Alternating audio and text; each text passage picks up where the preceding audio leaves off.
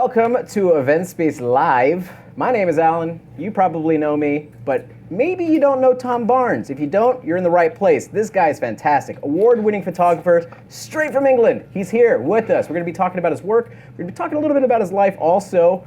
And I just want to kick it off properly. Tom, how are you? I'm all right, mate. How are you doing? Hey, not the worst. It's pretty good. Very good. Excellent. So, obviously you are a photographer. I love knowing how people kind of got started into photography. Like, what was the first leap into it?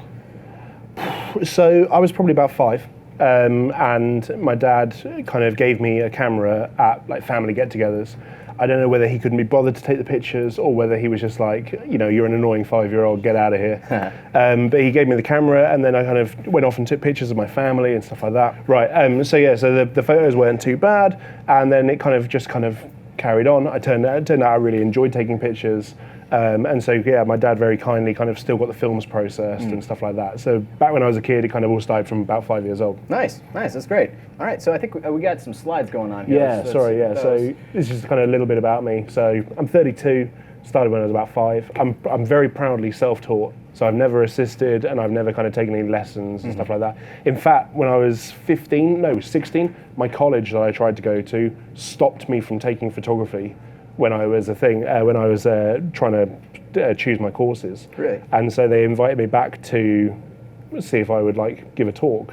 And I obviously very proudly told them no. So they stopped you? Yeah, and then they tried to get me back in as their alumni, trying to give a talk. So not great. All right. But it all kind of really kicked off when I moved to Sheffield. Yeah.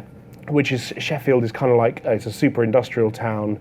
It's kind of like, I guess it's the American equivalent of Detroit. So, I don't know, do you guys have like a big steel works or anything?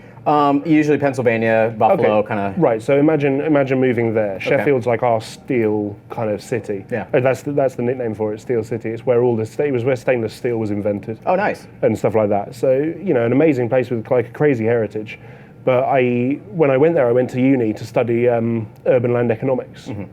Yeah, that's right. It's the most boring possible degree you could ever wish. It's the worst way to spend 3 years ever. But that's what I did. My father's in property, and I thought, do you know what? It's a safe bet. I'll get a property degree, and then I can, if this photography thing falls through, I can go back to property. It'll be okay. And then turns out, luckily, I never needed to use it just as well, because I didn't get a good mark in the property thing anyway. Well, I was working. I was busy doing photography. In the final year of my uni course, I got given I got a phone call from the head of the faculty going, "Hey Tom, where are you? You're on an international dialing tone."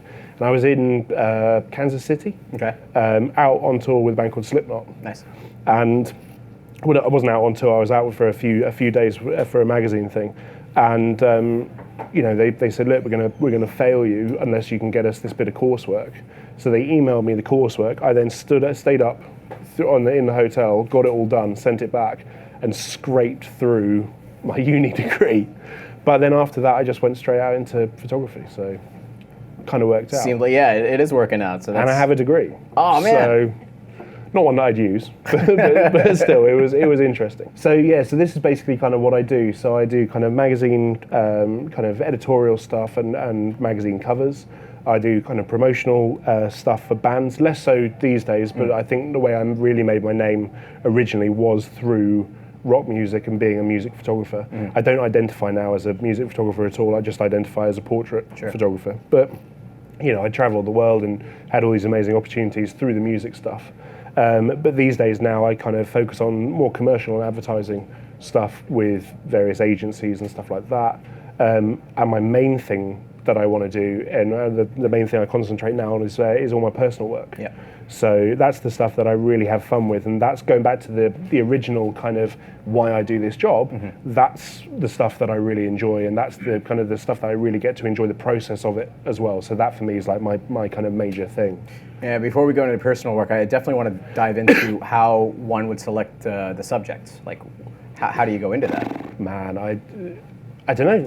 If someone looks interesting, yeah. I mean, I'm not really afraid of anyone, so I'll just bowl up to people in the street and be like, "Hey, what's up? Here's a business card. I'd love to come photograph you." Nice. And they go, "Ooh, Okay. Or I did that with the biker gang. You'll see one of the shots later. Yeah. And stuff like that. And I'm very happy to kind of bowl up to anyone. I've worked now with all sorts of crazy people, whether it's, I've just come back from living in a refugee camp in Africa for 2 weeks, whether it's then flying to India to go and do the acid stuff that I'll show you later on, to then, going out on tour with all these bands, to working with murderers, to photographing politicians. I've kind of done it all, really, so I'm kind of not really afraid of anyone. So as far as personal work goes, it's very much who I just find who I think is going to be interesting. That's awesome. So I just go up to them like, "What's up?" I can't do that. Why not? I don't know. Yeah, you can. Yeah, you can. Everyone can do it. I know. It's a confidence thing. Yeah. But also, I don't know whether it's because of my size. Probably. I'm a little vertically challenged, so. But yeah, so it's easy. Most people are normally quite receptive to it. Nice. I normally have like my portfolio on my phone or on my iPad. So if people go, "Oh, you're really a photographer?" You go, "No. Look, I am a photographer. Like, this is what I do." Yeah. Because it's I think these days people don't believe you're a photographer, or if you say you're a photographer, I think because there's so many people that say that they're photographers now, they go, "Oh, good, you're like my mum's mate who's a photographer." I know. So yeah. Pickup lines that I used back in the day with photography, they just don't work anymore. No. I have to try. No, It's absolutely weird. not. Absolutely not. I'm married though, so quickly just say I'm not using those pickup lines anymore. If she's watching. Hi, Shona. Yeah, right. Oh my God. So I want to just kind of touch on, this is just who I work with. So I work with a whole ton of kind of press and magazines and stuff in the UK. I shoot covers for the Sunday Times magazine, which is kind of one of my proudest kind of achievements. Great thing to kind of work with. I do kind of some stuff with kind of a lot of the music magazines in the UK, but also with alternative press over here in the States. Major labels and kind of all the music kind of stuff, but more recently in the past couple of years, all the ad agencies and stuff like that. Okay. So that's kind of who I kind of aim really at. How did you swing that one in? Like, what was the first gig you did that someone was just like, "Hey, we have a magazine, we have a newspaper, we want you to work on it"? The first time I was published, or like the first time I was published, I was going back to my uni course. First year. End of the first year, we were all flying to Barcelona. Anyone been to Barcelona? Did you get mugged? Did you have your passport? Yeah, right, yeah. Did you get your passport stolen? No, okay. Imagine that, all in one trip. Oh, God. Terrible. Yeah, no, I've never had a good time in Barcelona. Barcelona, if you're watching, I'm so sorry. But no, I've been like 8 or 9 times, and Barcelona is always disappointed in some unbelievable way. But it's a crazy place. But we were flying out there on the flight, and we were all discussing, we're 3 or 4 rows deep of people from the uni course, and we're all getting along, we're all having a couple of drinks, and we're all kind of discussing our futures. And they're all kind of going, "Yeah, I want to work for CBRE or Knight Frank or Merrill Lynch," and they're kind of naming all these huge companies, and I'm kind of going, "I don't want any of that. Literally, that's the furthest thing from my mind." They were like, "Oh, who do you want to work for?" And I was like, "I want to work for myself. Like, I think that sounds like a great idea." They were like, "What, property?" And I was like, no, photography. So, it's what I want to do. I'm only doing this as a backup. Sure. And that on that course at that time was crazy. This was before the economic crash. Oh yeah. Like, so everyone was just like, "Yeah, I'm going to go into like an $80,000 like starting salary and crazy money." And then I was just like, no, I want to go and give it a go. And they were like, "Oh yeah, and you know what?" And I actually was flicking through a magazine, and I was like, "Oh, this is," and I had a double-page spread on like Photographer of the Year. Nice. In one of our photography magazines in the UK. And I was like, "This is what I want to do." And I kind of spun it around. They were like, "Oh my God, that's so cool." Because this was before like the internet really kind of kicked off. Sure. and stuff like that. So actually when you got your work published back then, it's a big deal now, but it was a massive deal back then. So that kind of gave me a bit of a kind of a boost, really. Seems like you made the right choice amongst your friends, right? Yeah, absolutely. Well, the economic crash happened the year I graduated. Oh, God. So it happened a couple of months after we all left uni. I kind of managed to weather it because I was being self-employed. I was going off and doing my thing, whereas a whole bunch of those people from the uni course then didn't go and get jobs because no one was hiring graduates because of the economic crash. So I think luckily, I've had like unbelievable luck at various points, and that was probably one of the best bits of luck, really. I'll go to the photos. Basically, for you guys that don't know my work, it's kind of dark, dramatic, lots of shadow. Love shadow, my God. And I use mainly Rembrandt lighting. Does everyone know? Yeah? Okay, cool. And I'd normally use one light. Most people kind of query whether I do use one light, but mainly it's kind of one light, and I use a 3 foot, a 4 foot octa, with either with or without grids, or I use a 3x4 softbox, and that's it normally. So this is kind of one of the shots that I guess I'm kind of most known for in the UK. This is a guy called Huey Morgan who plays in a band called Fun Loving Criminals. So this shot was never meant to be a shot. This was a lighting test, kind of lighting test gone good, I guess. We have a cigarette ban or a smoking ban in. You guys have a smoking ban, right? Right. Okay. So this was taken about a couple of months after the smoking ban came in, and I said to Huey, I was like, look, it'd be great to have you smoking, like, because he has the proper James Dean cigarettes with no filters. Yeah. And he was like, yeah, I mean, I can smoke in a picture for you. I was like, no, probably can't have the smoking. It's, we've got a smoking ban. And he just goes, I'll pay the fine. And that's the shot. So literally, I just kind of was like, boom, oh great. And it turned out that was my favorite shot, one of my favorite shots I've ever done. So it looks like you have a single source with looks like 2 practicals? Yeah. So we've got the practicals here and one over there. And then literally just a 3x4, just up and above camera left. Yep, just pop a softbox there, no problem. Yeah, and that's it. The background was darkened a little in post, but other than that, pretty much it. Speaking of post, I mean, it looks like minimal work has been done as far as I hate post. Yeah. I have no time whatsoever to kind of spend hours doing it. I don't know how other photographers do it. So that means, don't. I assume then you're a Lightroom user? No. Oh, everything's still in Photoshop. Oh, don't get me wrong. Like Lightroom and Capture One. I mean, Capture One I use for my ingest. I don't really touch Lightroom, but Capture One for all my ingest stuff, and it's great for when I'm shooting. Sure. And like whether I'm tethering in, it's fantastic. But as far as kind of like the specific edits, I love using Photoshop because you've got blend if and various kind of slightly more advanced things and the colors that you can do, and also you've got so many different ways of affecting the color. I mean, I know you've got them in Capture One, for example, but they're not quite as delicate, I think, as they can be in Photoshop, because obviously you've got hue, saturation, color balance, curves, levels, and selective color, and all sorts of things. But then you've got the opacity sliders, and then with blend if as well, you can really dial in the color that you absolutely want. Sure. So it's Capture One and Photoshop. Legit, I like it. That's it. I mean, it turns out you do great work, so that worked out. Thanks very much. Yeah, you're welcome, man.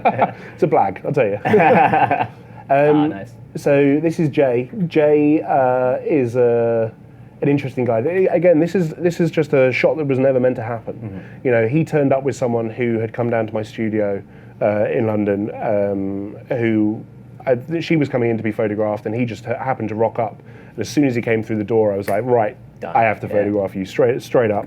And he was absolutely fine with it. But I think he was going for 85 or 90% body coverage with tattoos. Oh my God. So, or 99%, and the 1% that's not covered is the face. But I know he's got his eyebrows tattooed now. Huh. And I know that the geometric here comes a bit more round. He's covered. Did he get into body modification also? Oh, I don't know. I haven't seen him in a few years, actually. I should really do another shoot with him.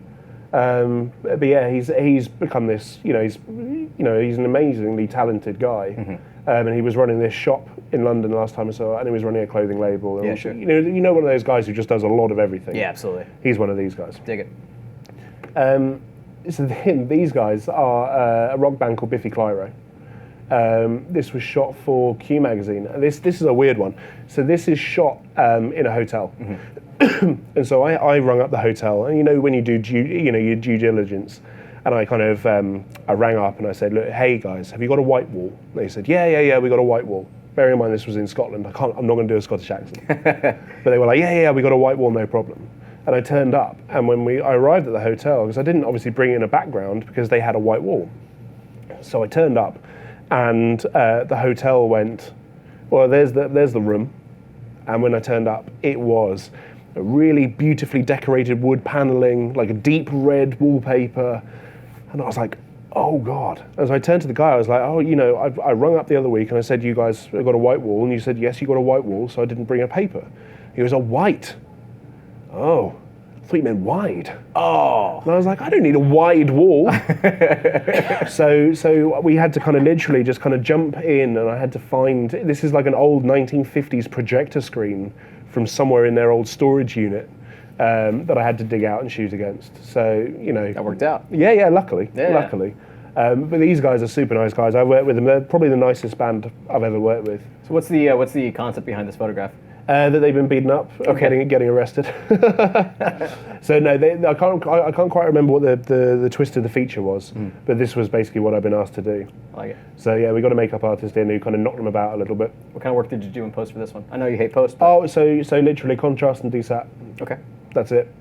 I think I might have kind of stretched the edge out a little bit because I think the projector screen may have been creeping in. But other than that, yeah, just very little. I do a little bit of dodge and burn, not necessarily my old stuff, but in my newer stuff, I do a bit of dodge and burn. I dig it. Yeah, that's good. But it's all super simple. Sure. Like I don't have the hours. As it should be. Yeah, absolutely. You know, yeah. But I mean, the thing is, like, I mean, there's loads of people who kind of get like super complicated and stuff, and like it's super cool what some people can do. Yeah. I just don't have the time to learn Yeah. all those things. I'm trying to learn as much as possible, but trying to find the time is one of my biggest regrets, I guess, is I really don't know Photoshop very well because I always had this idea of like, all right, Lightroom has all the tools I need. Let me just figure it out. Let me get it as simple as possible and go from there. Try to do everything right the first time through camera, and then maybe just a little bit of tweaking later on. That's pretty much it. So right. I never bothered to learn Photoshop in the same. It's pretty much the same. It's pretty much, you know, you can use some of the same stuff. You can use the same controls and things like that. It's just you get the kind of the extra level of kind of precision, I think. Yeah. Really, which is great for kind of, especially color. I mean, obviously I know we're looking at black and white picture, but like especially for like, you know, the color work, and you can do like luminosity masks and stuff like that. There's a photographer called I think Greg Benz, who's created this panel, which is just super easy to just select various areas of the tones in the image. Can't remember what it's called, but I use that a lot, and that's great. So it's all just super simple. Absolutely. Super simple. As it should be. This is Natasha from Bat for Lashes. We were shooting in Salford Cathedral. She was doing kind of like an intimate show, and this was what we were after. We were just after kind of like a swooping dress shot with the cathedral as like an imposing thing, and it's an amazing location which you're not ever really allowed to shoot in, but because she'd sold the place out, they said that we could have the free run of it. What was the lighting setup for this one? Again, one light, just dragging the ambient. I normally shoot around 1/40th, just try and get loads of kind of ambient in. Sure. And then I think it was just one 3x4. And I don't think I had the grid in it because you can see the spill here. Yeah, no, that was it. Legit, I like it. Yeah, very nice. I use the B1s. Pro Photo? Yeah, because there's no cables. Sure. And it's great.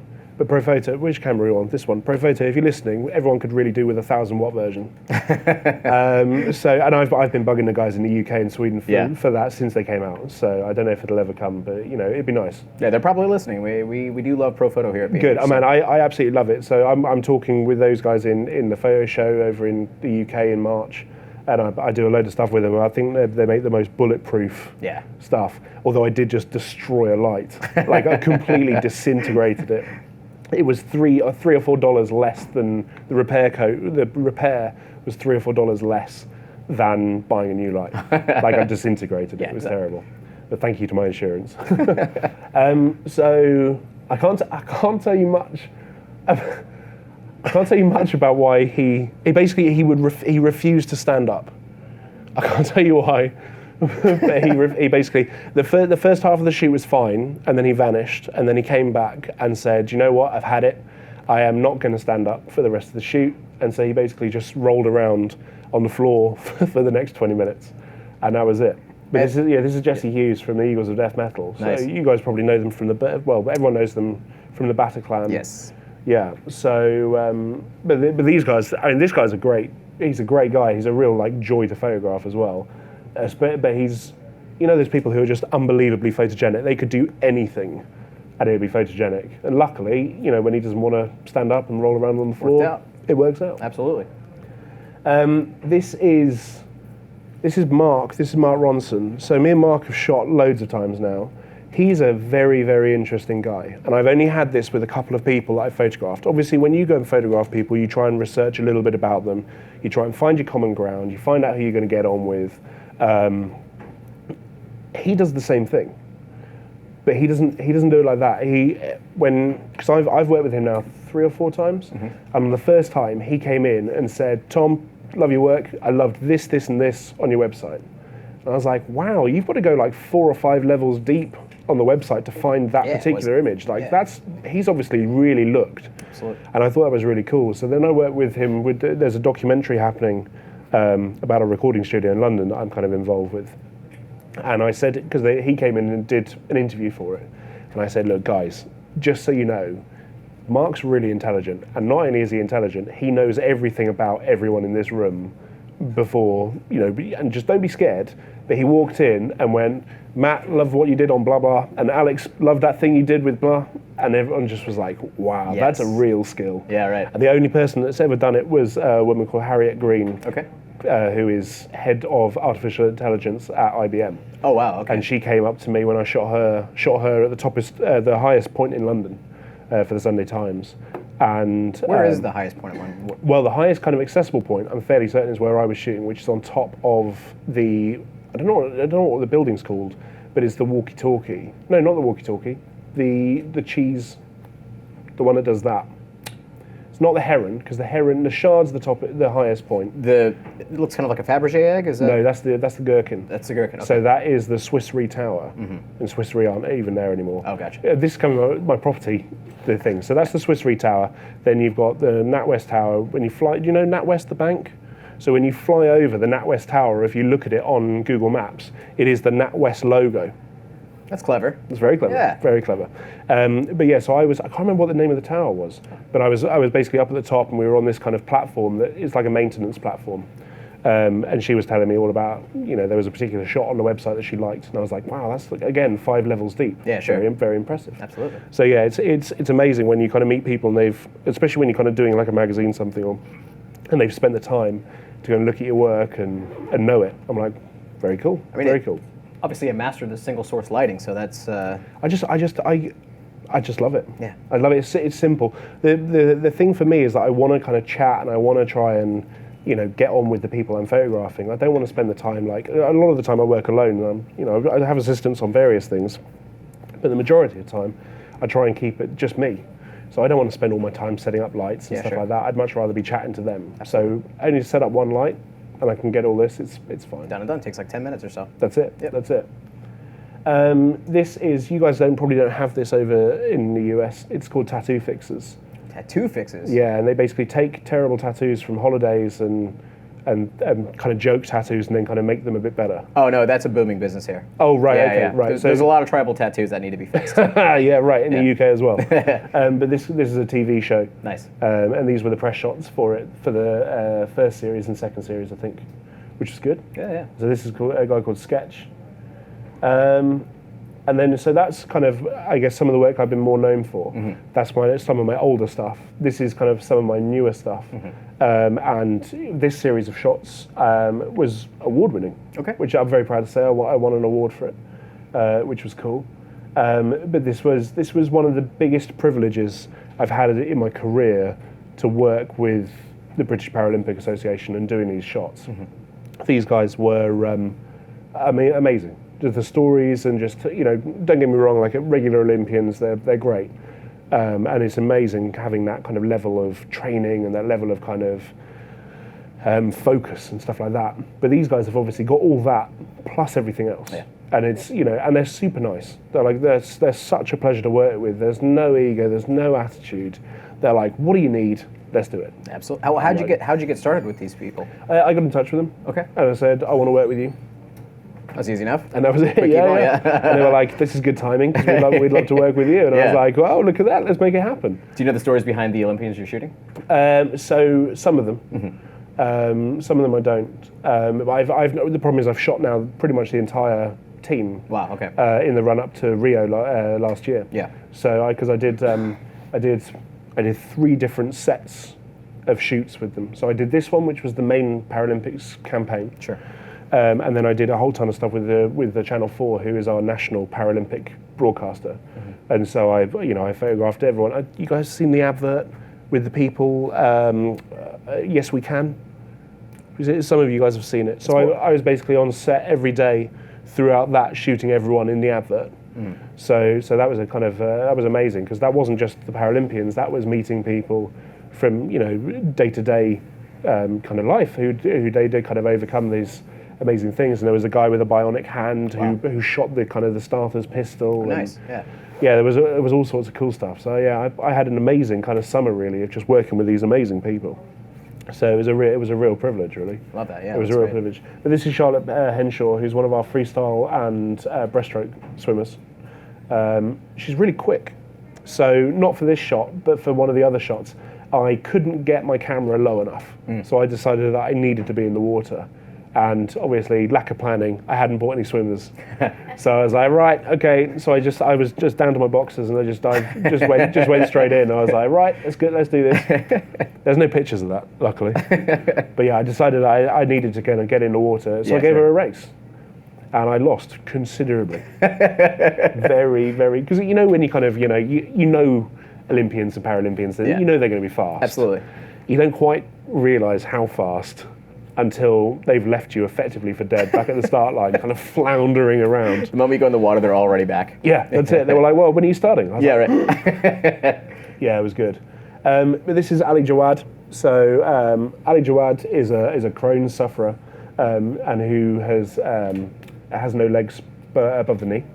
And he is one of our power lifters. And he got silver medal in Rio. Nice. I'm fairly certain he got a silver medal in Rio. Yeah. I think it was. But the weight he can lift is unreal. Like unreal. I'm a 6 foot big guy. I would not even lift a quarter of what he can. It's honestly, it's unreal. Pretty sure I'll struggle with the screws that attach the weight to the bar, you know? Yeah, it's but also he's just a lovely, lovely guy. Yeah. Super, super nice guy. Even though he does have a crazy vein. Look at that vein. Yeah, that's real. No post on that. Wow. That is 100% a real vein. God. So this is Lauren Stedman, who is one of our para triathletes. So she has no arm on her right arm below the elbow. And so for this shot was on these shots. Actually, they're 2 lights. Okay. So we got one light here, and then we got one light you can see on the rim as well. And then the second one shot back through here. And then on this one as well, you can see a little bit, just to kind of help lift them a little bit. Was she riding down the road while you take the shot? No, so a lot of people ask that. We locked her off. Okay. She's on a trainer. Oh, so gotcha. she's on one of those cyclo trainers at the back, so she could cycle, and we could get the kind of the effect of her cycling, and then with the sweat and everything like that and the concentration. Yeah, because it's hard to fake that kind of intensity unless you're actually physically exactly. So that was it for all of them. We wanted to get that level of concentration, so we made them do it. It's great, lovely clouds too. I mean, that overcast around you guys makes it for a beautiful photograph. It's nice. There was a tree onto her left, but it was way too distracting, so I did lose that. Oh, gotcha. But other than that, that's basically I lost the tree and then colour and darken the sky a little bit, and that's about it really. Top notch. So it's quite simple again. This is some of my personal work. So this is Adrian, who's one of the oldest firemen in my kind of local kind of area. I spent 2 days solid with the fire service, who were amazing. I got in touch with them and said, "Hey guys, what's up? I want to do some personal work with you guys." And they were like, "Oh my god, yeah, that'd be great." So we got together and I went out and they did various drills for me, and they took me up to the top of their kind of cherry. What do you guys call them here? Cherry picker. You're right, cherry picker. And it was about 80 foot up. Oh my God. And they were like, "How are you with heights?" And I was like, yeah, I'm fine. I'm fine. I'm holding on for dear life. My knuckles have gone white. And the guy starts swinging it. Yeah. And I know I was in a harness and I was clipped in and stuff like that. But when you shake a cherry picker at full extension, the smallest movement, and you're going like 2-3 foot, and the thing was really moving. So yeah. That was not nice. So yeah, but no, they're amazing. The fire service, and I'm sure the fire service here, you guys probably owe a huge debt of thanks to. Absolutely. They're amazing people. The job they do is very thankless. 100%, and it really there should be a spotlight on them more. Yeah, absolutely. One of our photographers that came in a while back, his name's Stephen Wilkes. Practically spends his life in a cherry picker. Really? Because he does this like really great day to night series. So he's there for like 30 hours. Oh, is this the stuff I see on the screens? Yep. We do have a really great memento screen there. Cool. And we do show off a lot of great work, and you'll see. Hang on, was he the guy who did the day to night of Obama's inauguration? Absolutely. And in fact, if we don't have a shot of the memento screen, but it will cycle through it, and that will be one of the shots. Right. It's really great too because you could see the monitors off to the side. They all have a different perspective of Obama throughout the day. Right. Okay. Very good. It's legit. So Yeah, I think I saw that on the Nat Geo oh, nice. Instagram. Cool. Big fan of that. Absolutely. Big fan of that. So yeah, so that's Adrian. This is one of the bikers. I went up to them on a petrol forecourt and I said, "Hey, what's up?" And they're a big bunch of guys. Big bunch of guys covered in tattoos. I was like, "Right, I'm going to come and photograph you." And they were like, "Whoa, okay." I gave them a business card and I got a phone call saying it had been approved by the chapter and I could go and set up a shoot. It had to go through approval. Okay. Yeah. So we hooked up and this was shot in their garage, in their kind of their clubhouse kind of thing, against a black sheet, which was I'm surrounded by about 20 dudes at this point and they're all bigger than me, which is saying something. But yeah, they were all nice guys. I bought biscuits, so they were very happy. Oh, good on you. Yeah, very happy. do they have a specific, do they have any great background or anything like that? Did you get to know them that way? They wouldn't tell me. They wouldn't tell me too much. Yeah. So I know enough about them, but I can't really say it. Sure. Yeah. They're watching. Yeah, that's it. Hey, what's up, guys? Yeah, right. Yeah, super nice bunch of guys though. I really got on. So I keep seeing them about from time to time. So it's give each other a nod. It's quite good. Yeah, it's cool. Apparently, I have the wish of the club or whatever it's called. They said if I ever need anything, get some protection. That's it. Nice. So I'm all right for the moment. So. Who've we got?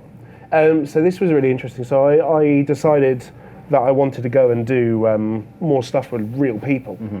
So I went and lived down in a little fishing village in a place called Cornwall. You guys probably know one of its. Anyone heard of a program called Doc Martin? A couple of people. Right, so Doc Martin was filmed in Port Isaac. So Port Isaac was where I went and spent 2 weeks, I think, early last year. And I just went around and just photographed every single person who I could find. So I think over the 4 or 5 days I was actually in the village, I photographed 40 or 50 people. Mm-hmm. And they're all kind of like local craftsmen and fishermen and kind of just local characters, really. So in this particular shot, I mean, I've shot a couple of welders in my time, and you got to take a lot of protection with your sensor because that's quite a bright light. No, I don't care about that. You didn't no ND filter or anything? Nothing. Oh my God! Literally nothing. Drag the shutter as well. Yeah. Well, all right. Hasn't had any effect that I can see. Oh my God, I was so worried. I mean, at the time I just bought a D800, mm-hmm. so that was like what at the time it was like $3,200 deep. So I was like, ND filter goes on right away. Right. Yeah. So yeah, for me, I don't really care about that sort of thing. If it breaks, that's what insurance. Braver man than I am. Well, that's what insurance is for. Well, yeah, that's yeah. So sorry, insurance, if you're watching. But yeah, no, it's with things like that. To be honest, I got a scar somewhere here. I did catch a MIG because we had to, when you do a MIG weld, to get it to look like that, you have to over egg it. You can't just kind of do it clean because you wouldn't get that kind of bright spark. Sure. So we had this kind of MIG weld that was kind of building up, and part of it shot off and hit me and caught and just would not get out of my neck. So that was the end of that shot, I think. The sensor was fine, but my neck, not so much. Not so good. Not so much. What have we got here? So yeah, this is Jeremy. This was another one down in Port Isaac. So this was in his net loft. And so he's a crab fisherman. Okay. Crab and lobsters. And obviously they have about 2,000 of these kind of things these cages that they make. And he basically has a very, very busy winter, mm-hmm. and then as soon as winter stops, they bring in some of the nets and then fix them up because obviously they're out at sea for so many months on end. Yeah. They get knackered. Absolutely. So yeah, they fix them up and make sure they're all kind of ready to go. And he's quite a naughty chap. I think he's a cheeky guy, but he's a lovely guy, but he's a bit cheeky, a bit wide. What else we got? So this is Chris Hoy. So Chris Hoy is probably I think one of our most decorated Olympians. Okay. He was the most decorated, but I think someone beat him to it. Oh wow! In Rio. Ooh. But yeah, so this was shot for Science and Sport, who are an energy drink supplement company. Okay. And Chris is one of if you ever have the opportunity to shoot him, he's one of the nicest people you'll ever have the privilege of meeting. Absolutely. Just super pro, super nice. The people who walk into the room and you go, this is going to be a great shoot. Everyone's on the same page. Kind of reminds me of a guy named Tom Barnes. Nice guy. Wow, you're a charmer. Yeah, I know it. So we got, looks like we got 3 lights set up here? Yes, I think so. This was with one of the Elinchrom Rotolux 100 deeps on the front, and then just 2 strips on the back. Maybe a 4th in the hair. Okay. I can't quite remember. Just on a boom. Yeah, but I think it was 3. I think it was 3. Looks like you got a black background there. It looks a little. It kind of falls off a little bit. So it was like 4 or 5. There were about 1 million different flags kind of flying around. Okay. I might not use loads of lights, but the flags, I love flags. Yeah. I like negative fill. Big fan. Big fan. For anyone that obviously doesn't know what negative fill is, it's like, you know, what you would normally do with a white reflector. Yeah, sure. Put a black reflector in, and it stops the light from bouncing back. That's really good. More defined shadows. So these are the guys from the Grand Tour, who used to be the old Top Gear guys. So I shot these for the Sunday Times cover, and it was, I think they did 3 kind of covers. So you opened up the magazine, and it was like ready, set, go. Sure. The art guys actually did an amazing job of laying that one out. Really nice guys. They are exactly how they are in real life as they are on the telly. Don't you love that? I do, yeah. Because everyone was like, oh, you know, they're going to be difficult. I was like, no, I reckon they'll be exactly how they were. And they were exactly how they were.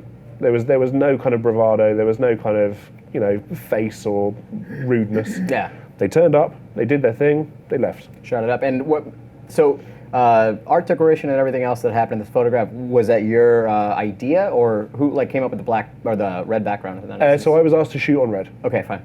That often happens. I get sent to jobs and they're like, right, Tom, this is what we need. We need the guys shot on red, or we need them on a blue, or something like that. And that's normally all the art direction I'll ever get on kind of mag stuff. Okay. People are very happy for me to kind of go off and do my thing and stuff like that, which is a lovely place to be. It's a great place to be able to have that kind of level of trust. But for these guys, yeah, they'd asked me to shoot on like a red kind of crimson-y kind of background. They gave you a full spread? How do you mean? As far as magazine opening, or was it an actual? Oh, so it was the cover, and then it was the inside cover, and then it was the inside cover of that. Gotcha. And then it was the first time I've ever had a half. I mean, it was a lot of stills from the TV show, but it was a half magazine feature. Ah. So it was a full. It was half of the magazine. Nice. Was just the feature of it. This is a huge show. I think it's Amazon's kind of one of Amazon's largest shows. So we had an American take on that show too for a little while. I don't know. Yeah, Top Gear US. Yeah. Yeah, because every now and then these guys used to do Top Gear UK versus the US guys. Nice. But these guys have got a weird chemistry, which is quite hard to replicate. That's the thing. Like, I love the UK version, and like the US version was great, but yeah, it's magic with these guys. Well, the US version's a car show. The UK version's kind of like an entertainment, which is what they've done with the Grand Tour. I personally really like it. Yeah. It's super easy to watch. It's funny. Yeah. Like, I think they've done a great job of it.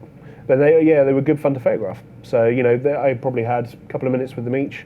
They just turn up, just do their thing. Done and done. That's it. Job done. Yep. So these are 2 shots from my most recent trip. I've just spent 2 weeks living in a refugee camp in Africa. So I've been in South Sudan, which is obviously currently in the midst of a civil war. And I've been going out with, do you know Doctors Without Borders? Yeah. Okay, so Doctors Without Borders are probably one of the best charities, if not the best charity in the world, as far as kind of what they do and the work.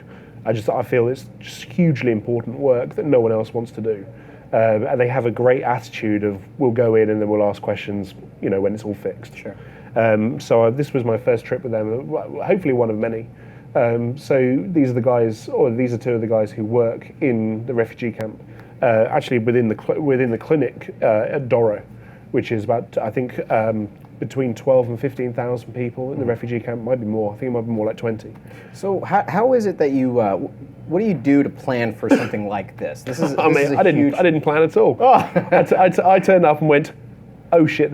I am so out of my comfort zone here. It is unreal. Yeah. Because you plan. It's a shoot. So in your head you're like, oh yeah, great. I got this. I've got this. Yeah. I've been doing shoots my entire life. How much more difficult can it be? Turns out really hard. So I shot 50 people in 3 days, and I was shooting in 44 degree Celsius heat, which I don't know, what's that in US? I have no idea.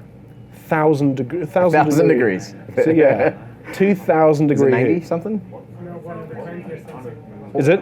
It's over 100? Over 100. That's too hot, all right. So yeah, so it was terrible. And I'm dragging the kit around, and we're getting interviews with these guys, and I'm kind of photographing them all. And I decided to do multiple setups with each person.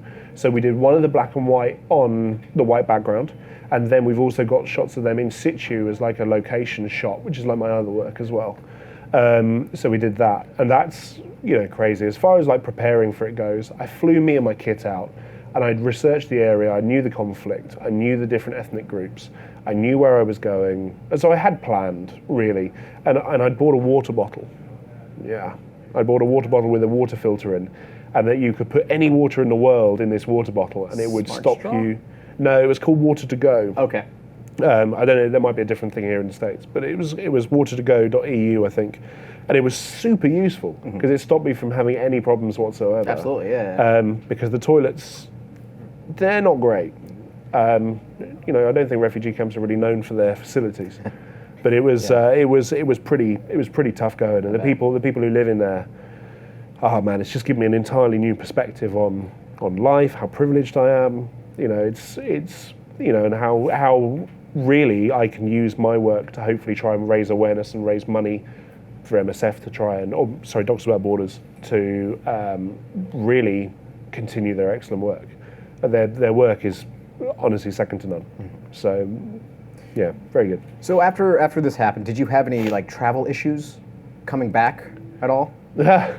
Yeah, US immigration weren't massively keen on letting me in this time around. Really? I almost had to call you at the border and say, hey, what's up? I can't come and do the talk. So this is a couple of days ago. Yeah, this was 3 days ago. Wow, okay. Because I have a South Sudanese visa in my passport now. And obviously the US government, they say, I have to alert them that I've been traveling to South Sudan. I'd completely, because I just, it's such a normal thing for me to do, to go and travel to these places, I just completely forgot. So yeah, they took me aside at customs and they said, we're going to have a talk with you. Oh my God. But yeah, they were fine. They let me in. Who wouldn't let this face in? So yeah, they let me in, and luckily I'm here. But yeah, so other than that, I've had all sorts of travel problems really. Yeah. I got held up at gunpoint at a Turkish airport 6 or 7 years ago. All right, you're gonna have to tell that story. That's the story. Do you guys ever use the Profoto Acute B600? I know it's a very specific product, but it used to be this black box from Profoto, and the batteries were just black squares with a bit of detail on it, but it was very hard to explain in Turkish what the battery was. Because we, for years as photographers, have had very conflicting advice. Do we put lithium ion, or do we put the batteries in our hold? Do we put it in our cabin? What do we do with it? And so this was the time. This was ages ago. This was 7 or 8 years ago, and they said, put it in your hand luggage. And I was like, okay, fine. So I had 3 of these batteries, and they're big batteries, right? I feel like that's the exact opposite of what you're supposed to do. Well, yeah, but then, okay. they 7 or 8 years ago, they were like, yeah, put them in your hand luggage, fine, whatever. Now they tell you to put in, I don't even know where they tell you to put in. You gotta check them in? Right, okay, right. So, but back then, they said, fine, so put it in your hold, in your hand luggage. So I got to the thing, and then the alarms were going bonkers. Put the case through the scanner, and they were like, "This is straight up." They pulled me aside, and they opened up the thing, and they were like, "What is this? What are these?" And that was their English, And I was just like, "I'm going to smash this. I'm going to talk back in Turkish." I don't speak a word of Turkish, by the way, literally not a single word. So I then tried to explain. You take the battery, you have the pack, you click and oh, yeah, right. So I was like, it'll be fine. Totally cool. Surely they'll understand it from a photographer's point of view. You take the battery into the flash pack, you put the battery in and flashes.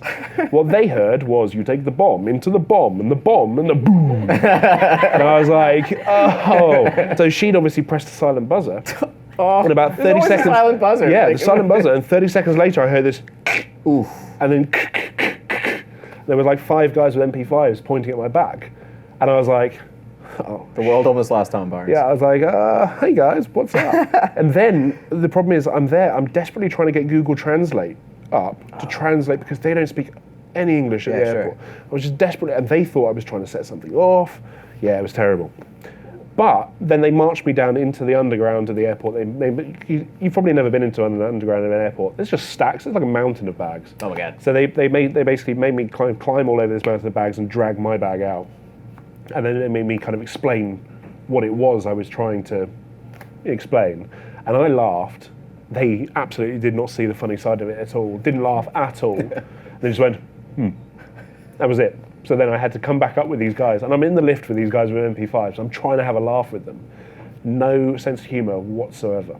So yeah, just a heads up, don't go to a Turkish airport and do that. Terrible advice. Yeah. But yeah, the rest of the time, you normally you just spend fighting with people in airports trying to get your bag on. All right. Normally they're like, that's too big, chuck it. Actually, since I got the Think Tank, the airport series that they do, ever since I started using them, I've never had a problem going through airports.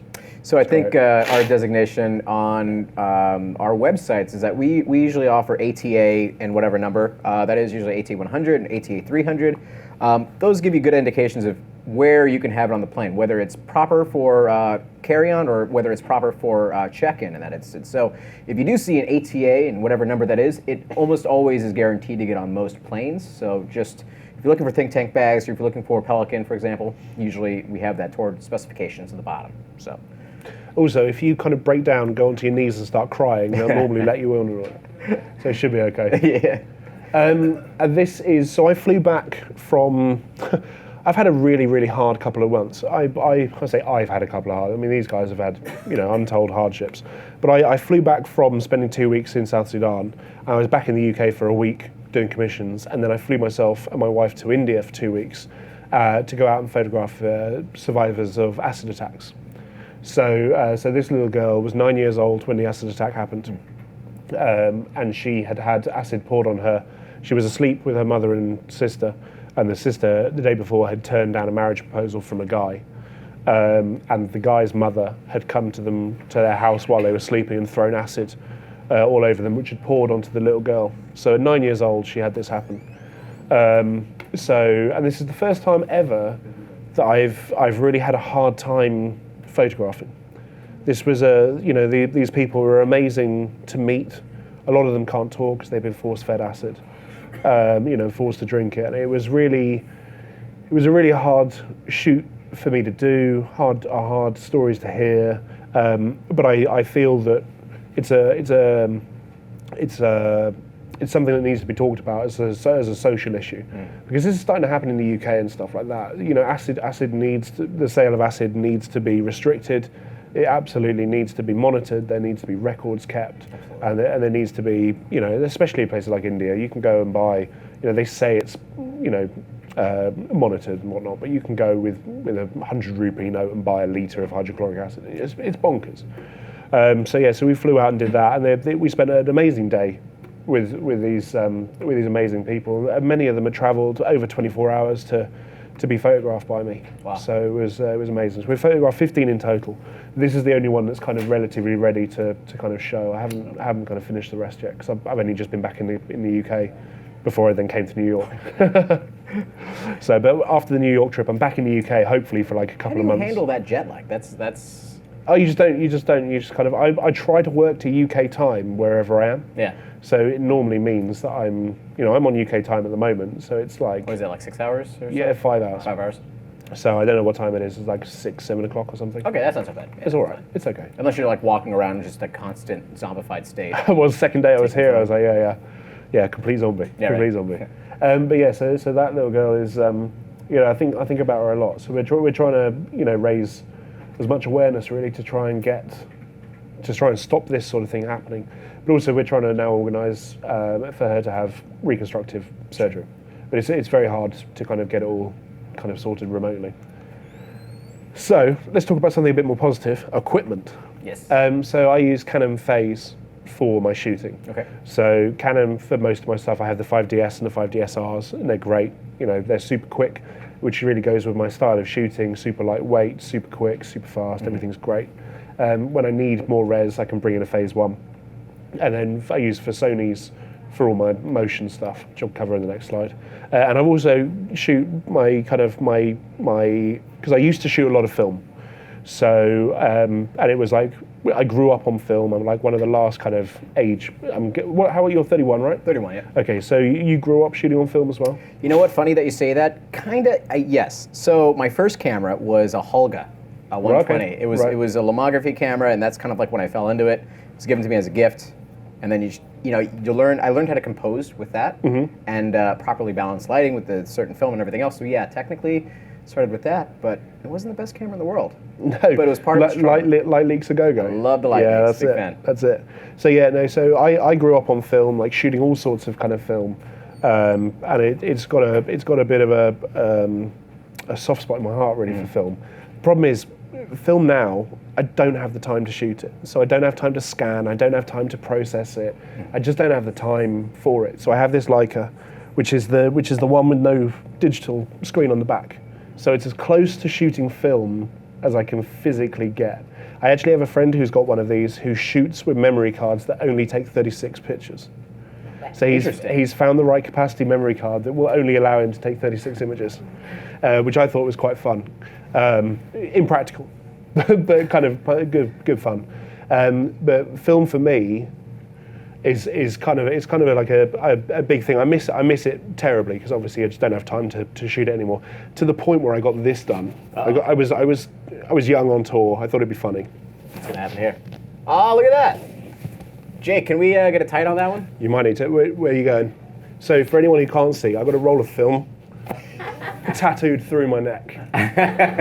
So photography just runs through me, etc. Yeah, nice. That's awesome.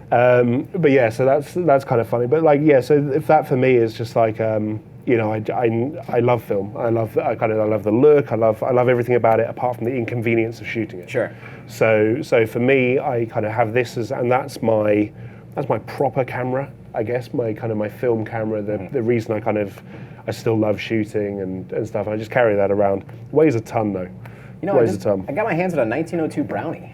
Oh really? Yeah, I got to convert it though to 120, but I'm gonna have a good time shooting with that in the desert. Nice, nice, very nice.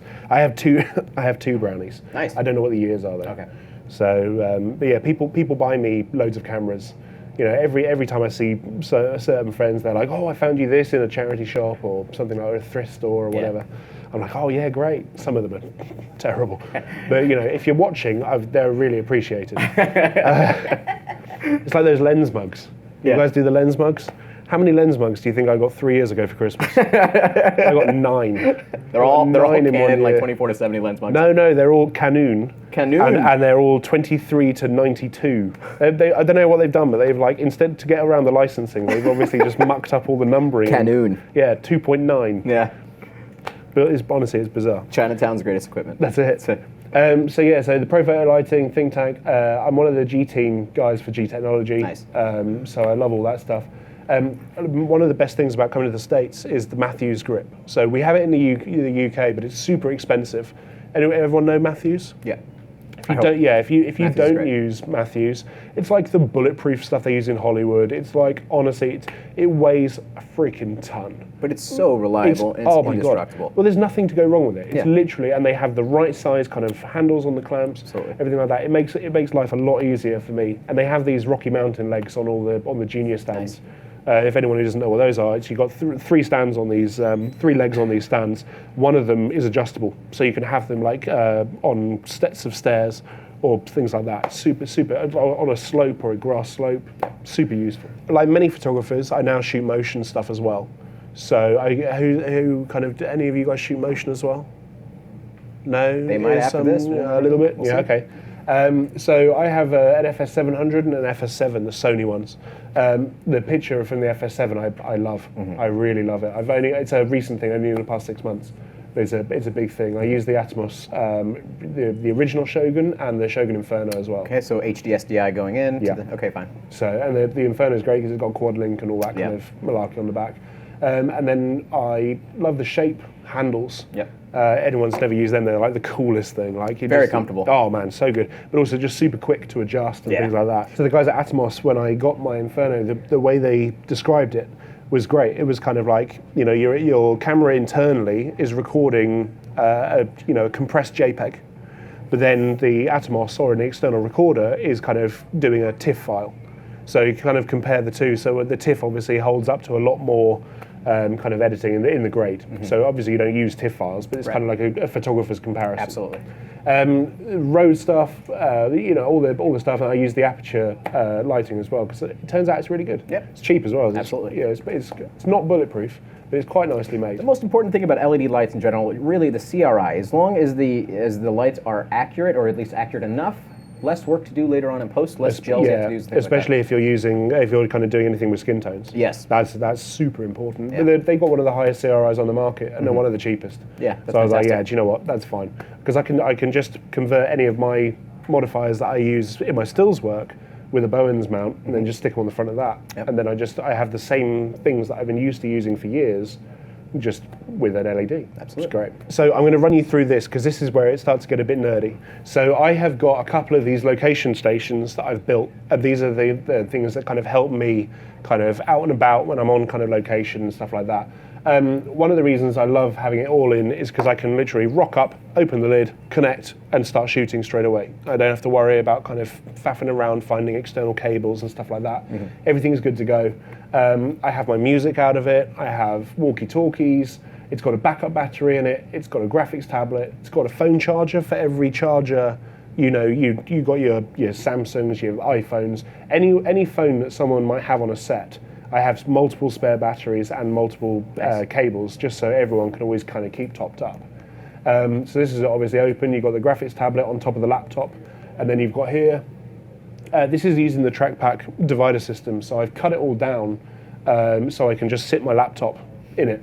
Then you've got obviously the wonderful stuff from Tether Tools.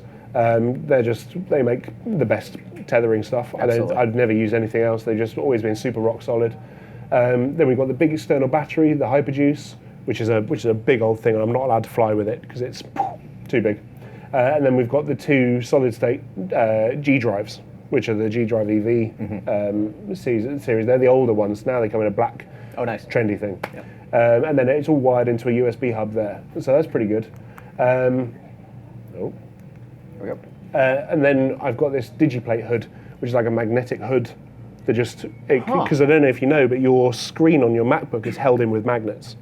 So they know that. So they've got this clever magnet system where you just put magnets in the thing and it just clips onto the top of your screen, and you can just drop it down and rest it. I did not know that. So it's the quickest way of putting a screen hood on. It takes 30 milliseconds to put on. It's really good.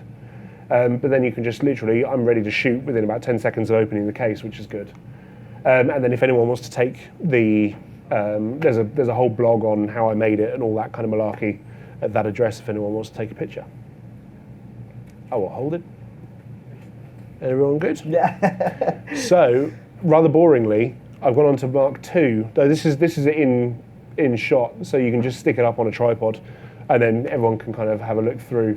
This was me shooting with Bullet for My Valentine for press shots about 2 years ago. This thing. Anyone use these? Everyone has Bluetooth speakers on set. For me, best things ever. Honestly, getting kind of external, like just loud music. I love it. That's probably why I got tinnitus. So this is the V2, which is in progress. So you kind of have to excuse the messy kind of version of it. It's based around, I think they're called 9-volt. It's based around this kind of weird cheese board thing. Weighs a lot. Yeah, sure. But it's rock solid. So you clamp your laptop in, and then on the underside, you have little legs. The battery is obviously just clipped straight on there, and then I've broken the lid off one of the G Drive EV ATC cases, so it then acts as a docking station. Nice. So I can literally pull drives in and out and get Thunderbolt through it, and not have to worry about it. So it's super fast. Way of doing it, and then there's all sorts of weird. You see where I've kind of ripped stuff off with the glue and So this is this is like work in progress. So ignore how messy this is. But this is how it kind of looks when it's kind of set up.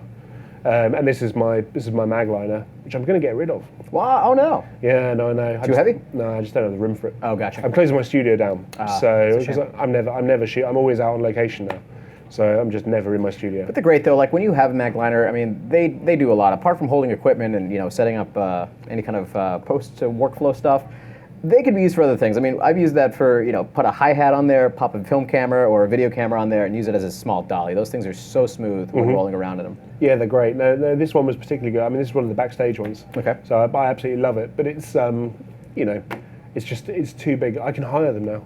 So I'm just hiring. When I need one, I hire it. Sure. And this one's not really seen as much use as I think it should do. So I'm just going to sell it. And here is another shot, I think, of it. So yeah, you can load a ton of stuff on it. This was actually on the Paralympics campaign shoot. Oh, okay. So we had to we had to move like super quick because we had to shoot 7 or 8 people in 2 days and full setups. So it was really high. It was really fast moving. So we loaded everything on, and you've seen that we zip tied the stand onto the thing. So we would actually use the Magliner as a light stand and work That's a really good idea. and use that as the rear light for all of them. And then everyone used cinefoil. Anyone? Duvetine, black Yeah. wrap. It's Yeah, best thing ever. I only discovered it like probably 2 years ago. does, and also handling hot lights. It works out really well. Oh for yeah, that. no, it's absolutely perfect. For anyone who doesn't know, it's like a matte black foil, and it's just amazing because it's super cheap. You can create reflectors, or you can angle the light, or you can flag stuff. It's honestly, it's perfect, and you get like 20 meters in a roll. It's a lot. Yeah, Yeah, it's like a roll of gaff tape. You got to have it with you. That's it. That's it. No, it's perfect.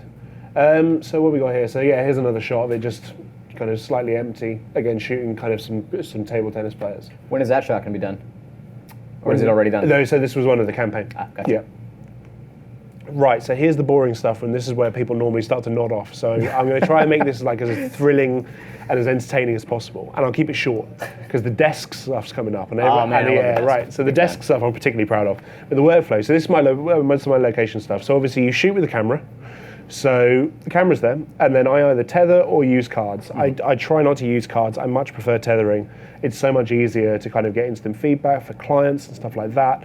It's tethering for me. It makes me better because I can see exactly.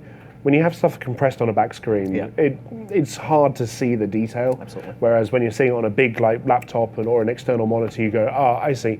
I could do with upping the power or changing the light angle or something like that. So we've got that. So obviously tethering or cards, and then obviously into the computer. So into Capture One, and then I use a program called ChronoSync, which I'll talk about in a bit, to then automatically mirror what's on here onto these 2 drives using the docking station and then one of the other Thunderbolt things as well. So then I've got 3 copies automatically by just clicking the shutter once on the camera. Yep. So you've got to have as many copies. So when I'm finished on a shoot, and these are all encrypted drives. So my agent will take one, my assistant will take one, and I'll take one. So then there's 3 copies going off in 3 different directions. G-Tech even says themselves, the minimum amount you want is 3 in case anything happens. It's 3, 2, 1, isn't it? Yep, absolutely right. So for those who don't know the rule of 3, 2, 1, it's 3 copies of your data, 2. Uh-oh. Oh my God! I've told this story so many times. Live. Yeah, right. So 3 copies of your data in 2 locations, 1 off-site. Yeah. Part of my job is talking about workflow. You'd think I'd get that one thing right, but yeah. So basically, 3, 2, 1's a great rule. I use the 4, 5, blah, blah, or whatever Yeah, it is, sure. or 4, 3, 2 or whatever. I can't remember what it is, but it's it's bonkers. But yeah, so 3, 2, 1 is probably the best way because the odds of then having either failure and a theft and a fire to knock out all your data is minimal. So then when I come back from the thing, I obviously have everything. I use the G-dock, so then the hard drive goes into the dock and then onto the computer. So then from the computer, I've mucked up the steps here. It goes into the hard drive, obviously. Okay. But then when it's off the hard drive, there's the hard drive. Then I kind of edit it. And then while I'm kind of working in Capture One and Photoshop, I have one of these super fast scratch discs. Does everyone use scratch discs? If you've not heard of scratch discs, you should set them up in Photoshop. It'll make your life a lot easier. Just instead of kind of having Photoshop and all the image data running off one hard drive, it splits tasks onto scratch discs, so it's not constantly writing to one drive. So it makes everything a bit snappier. It's really good. So then while I'm working on these, it's automatically backing up to these multiple drives here, as well as backing up online, and the final edits go onto a separate server as well. So that is, it's as simple as I can make it, I think, really. And there's a separate other step which I don't show, but it's all quite straightforward. So this is the workflow in its entirety. Really not so bad, actually, considering... It's, again, just KISS. It's just keep it simple. Yeah, absolutely. It's as simple, I think, as you can make it. There's Simple and secure. There's no real area it can really massively fail. Yeah, sure. I use, does anyone use ChronoSync? Please explain. Oh, right, okay, so let's talk about ChronoSync. So ChronoSync, I have nothing to do with ChronoSync. I just absolutely think it's the best thing ever. So I'm afraid it's Mac specific, so apologies for any Windows users. But basically, it's just a super useful backup software, and it can copy stuff over. The reason I use it and love it so much is because you can do incremental backups. Sure. So if anyone's backing up by hand, install this, and it'll only then upload modified files.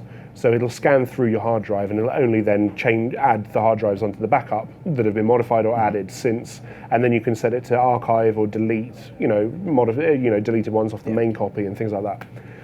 So it's hugely powerful. You can do scheduled syncs. So I now have my main machine syncing every 5 minutes if I'm working on something, or every kind of 24 hours on a different drive and things like that. So it's really good like that.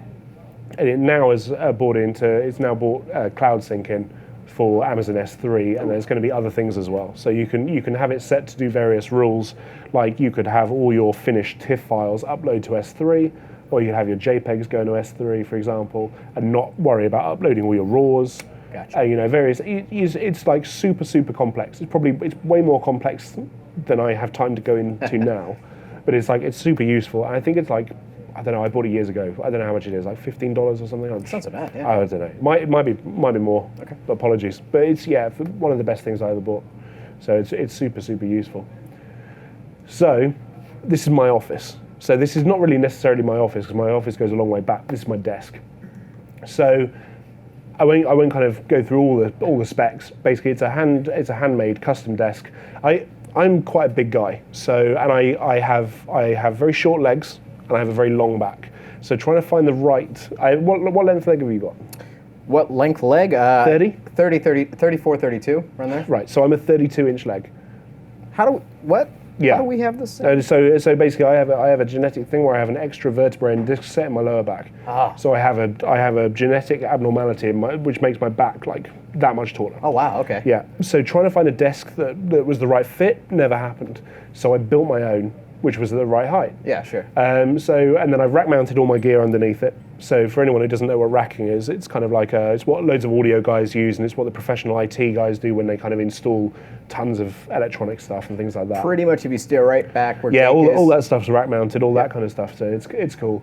It was built on scaffold, but now I've got it on hydraulic lifts, because I thought it would be kind of nerdy, and it's electronics, so it's cool. I use the Herman Miller Aeron chair because it's just the most comfortable thing I've ever sat in. I have a custom keyboard from somewhere in the States. I can't remember what it was called. WASD keys, maybe? I think it was. I'll show you in a minute. I use a trackball with a tablet. It was daylight balanced, but I've decided that I salt and pepper the lighting a little bit. So some of the stuff is daylight. So the stuff around the desk is daylight. Okay. And then the ambient is now kind of back to tongue. Interesting. So, and I have an 18% grey paint on the wall, which is a matte grey, to get super nerdy about it. For the users that don't know, your camera light meter is probably calibrated to 18% grey. So I just thought it'd be funny to do the walls 18% grey. They look a little darker here, but they are 18%. So yeah, so this is my desk. So it's kind of small, trying to keep it kind of as minimal as possible. And this is what happens. So I've got the electronic desk, so I can sit or I can stand, and it's just the push of the button just here, and I have presets, so I can constantly go to the right height. So, and I have a mat that I stand on as well to kind of stop my knees from locking. You stained all the wood, you cut the wood yourself and all that good stuff, right? Yeah, everything. Ah. Yeah. Oh no, I didn't cut the wood. I got a timber guy to do that. Oh, gotcha. But yeah, I glued it, nailed it, stained it, and it's a really lovely, really nice grain on the wood as well. Mm-hmm. And I've been using it for like a year and a half, so it's started to wear as well in the kind of the areas. Nice vintage look. Yeah. So it's starting to kind of wear where my arm is and stuff like that. So I'm very. Also, it's quite nice to sit at a workstation you've built yourself. There's a weird kind of feeling of kind of like, yeah, come on, I've built this desk, I can do whatever's in front of me. Although I did manage to trap my finger when I was building it, so it was not great. But I have a sub underneath the desk, and I have these two little Genelec speakers, because I might be tone deaf, but I do like very high quality sound. Yeah, sure. And my neighbours absolutely hate me because my sub is very loud, very loud. So that's the desk.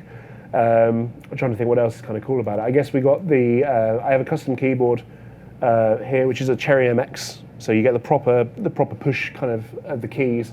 You can't really tell in this picture, but my kind of regular keys that I use are different colours. so I can kind of easily find them, and then I've got all the media controls here. These buttons, because I'm a bit of a nerd, I recoded to do various things. So that launches my CRM software, that launches the internet, that's my email, that's Spotify, that's Dropbox. This mountain that I need to overcome is Photoshop. And this one here, when I was telling you earlier about my super nerdy stuff, I've coded stuff in Automator. Does anyone know Automator? Yeah, so it's everyone, who owns a Mac? Okay, quite a few of you. Right, so you all have Automator. This is the thing, and no one knows about it. It's kind of this weird bit of software that like Apple have included, that no one's ever really been taught about. But it's super powerful. You can tell your computer to do anything.